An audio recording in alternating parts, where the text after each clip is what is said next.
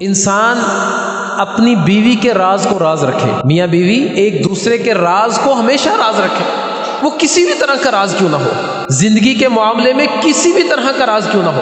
ایک تو خلوت والا راز ہے نا، اس کو بیان کرنے پر تو شدید وعید اللہ کے نبی نے بیان کی، کہا قیامت کے دن سب سے برا شخص وہ ہے اللہ کے نزدیک جو اپنی بیوی کے ساتھ الگ ہوتا ہے اور پھر اس کیفیت کو لوگوں کے سامنے بیان کر دیتا ہے، وہ واضح بیان کرے یا وہ اشاروں میں بیان کرے۔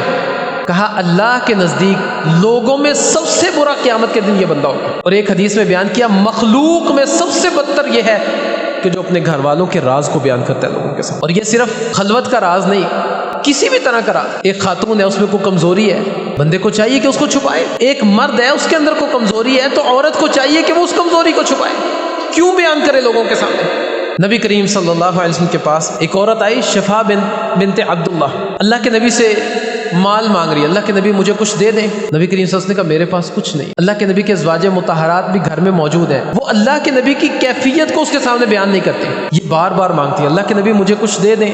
اللہ کے نبی کہتے ہیں میرے پاس کچھ نہیں ہے۔ کہا میں نے بڑا اصرار کیا، لیکن نبی کریم صلی اللہ علیہ وسلم ہر بار کہتے ہیں میرے پاس نہیں ہے کچھ بھی، جب آئے گا تو میں دے دوں گا۔ کہا اسی اثناء میں اذان ہو گئی، نبی کریم صلی اللہ علیہ وسلم اٹھے اور مسجد میں چلے گئے۔ میں بھی وہاں سے اٹھی تو قریب ہی میری بیٹی کا گھر تھا، میں اپنی بیٹی کے گھر چلی گئی۔ میں کیا دیکھتی ہوں کہ میرا داماد بیٹھا ہے، تہبند باندھا ہوا ہے اس نے، اور اوپر کوئی کپڑا نہیں ہے، قمیض نہیں ہے۔ کہا میں نے کچھ دیر اس کو دیکھا، پھر میں نے اس سے کہا افسوس ہے تجھ پر، اذان کب سے ہو چکی جاتا نہیں تو؟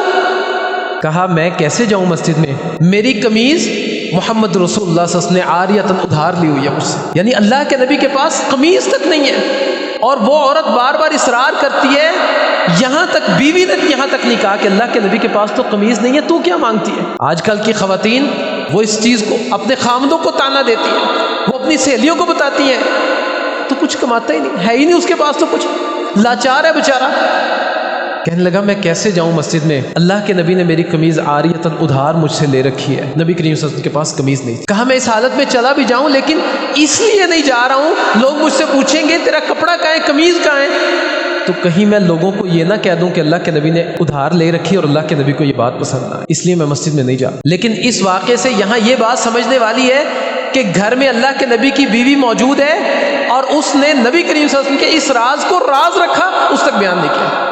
اور دیکھیں ذرا، بہت بار ایسا ہوتا ہے کہ کبھی کوئی ایسا معاملہ ہونا تو بیوی کہہ دیتی ہے ہمارے پاس تو اپنے کھانے کے لیے کچھ نہیں ہے، تجھے کہاں سے دے دیں، لیکن وہ خاموش بیٹھی نہیں۔ ادب کا تقاضا بھی یہی تھا کہ جب اللہ کے نبی بات کر رہے ہیں تو پھر خاموش بیٹھا ہے۔ اور یہاں پر بھی ادب کا تقاضا یہی ہے کہ جب خامد کسی معاملے میں گفتگو کر رہا ہے، بیوی اچھا مشورہ دے سکتی ہے تو ٹھیک ہے، مگر نہ گفتگو کو جاری رہنے۔ تو اس لیے اللہ کے نبی نے ایک حق یہ بھی بیان کیا کہ شوہر اور بیوی ایک دوسرے کے راز کو راز رکھیں۔ اور ایک حدیث میں اللہ کے نبی کہتے ہیں کہ میرے نزدیک دنیا میں سب سے محبوب ترین جو چیزیں ہیں نا وہ عورت ہے اور خوشبو ہے، اور تیسرے نمبر پر نماز کو میری آنکھوں کی ٹھنڈک بنا دیا گیا۔ تو ایک ایسی چیز جو مرد کے نزدیک سب سے زیادہ محبوب ترین ہے، مرد کیسے اس کو ذلیل کر سکتا ہے، اس کے عیوب کو لوگوں کے سامنے کیسے بیان کر سکتا ہے؟ ایک شخص کا میں نے واقعہ پڑھا، نام نہیں لکھا تھا اس کا، کہتے ہیں اس کا اپنی بیوی کے ساتھ لڑائی ہوگی، اس کی نوبت یہاں تک آ گئی کہ اس نے اپنی بیوی کو طلاق دے دی۔ تو ایک شخص نے اس سے پوچھا کیا معاملہ تھا، کیوں طلاق دے دی تو نے؟ کہا ابھی وہ میری عدت میں ہے، میری عدت میں ہے، میں رجوع کرنے کا حق رکھتا ہوں، مطلب ایسے ہی ہے جیسے میری بیوی ہے، تو میں اپنی بیوی کا راز تجھے کیوں بتاؤں، تو کون ہوتا ہے پوچھنے والا؟ کہا اچھا ٹھیک ہے۔ کچھ ایام کے بعد عدت مکمل ہو گئی، اب پھر وہ شخص آیا، کہتا اب تو وہ تمہاری بیوی نہیں ہے، عدت تو مکمل ہو گئی، تم نے رجوع بھی نہیں کیا، اب بتا دو کیا معاملہ تھا۔ کہا اب وہ میری بیوی نہیں ہے، میرا اس سے کیا لینا دینا، میں ایک غیر عورت کے بارے میں گفتگو کیوں کروں بھائی، تم کون ہوتے ہو مجھ سے پوچھنے والے؟ تو عزت کے سب سے زیادہ حقدار گھر میں وہ بیوی ہے کہ اس کے راز کو راز رکھا جائے اور اس کی عزت کی حفاظت کی جائے۔ اسی طرح محمد رسول اللہ صلی اللہ علیہ وسلم اپنے گھر والوں کی عزت کا خیال کیا کرتے تھے، ان کے راز کو راز رکھا کرتے تھے، اور قرآن کریم بھی کہتا ہے ہن لباس لکم وانتم لباس لہن، وہ تمہارا لباس ہے اور تم ان کا لباس ہو۔ اور لباس کا کام ہمیشہ ستر کو ڈھانپنا ہوا کرتا ہے، لباس کبھی بھی از خود پردے کو ظاہر نہیں کر دیتا، ہاں اگر کوئی شخص خود جان بوجھ کر لباس کو اوپر اٹھائے تب ستر اور پردہ ظاہر ہو جاتا ہے۔ تو اس لیے یہ بھی لازم ہے کہ میاں بیوی ایک دوسرے کے راز کو راز رکھیں۔